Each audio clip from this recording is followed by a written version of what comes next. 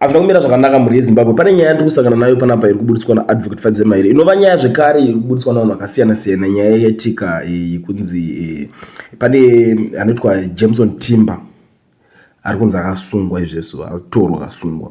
So Advocate Fadzemaire ndovatanga kubuda vachicomment on this nyaya vakati horrified by the torture and unlawful arrest of Senator Jameson Timber and youth activists who were having a private meeting at his Avondale residence to commemorate International Youth Day yesterday.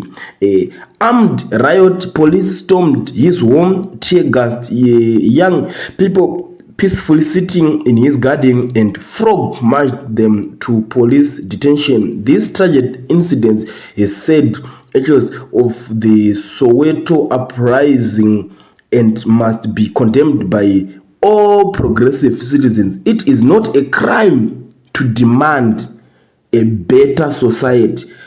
We need new leaders. Ndo mashoko ari zvobuda achitaurwa panapa. Inini kavidhio kacho ndatokaona zvangu andikwanisa kunyazo kaplaya panapa nekuda kwezvikonzero zvakasiyana siyana. Munongoziva nyaya dzemacorporates kana dzakuzoya, but ndatonyazoona mayouth acho vachitorwa vakaita kugwada mabasa, vangoifamba vakapfugama so vachipinda vachilodwa mumota chenhikini, ende riot yanga yatoripozve sure. Kusazivawo kuti vanhu ava dzinotori mbavha here chaizvo kana kuti chinoita kuti vanhu vasvike vachikombwa nemapurisa akawanda kudaro.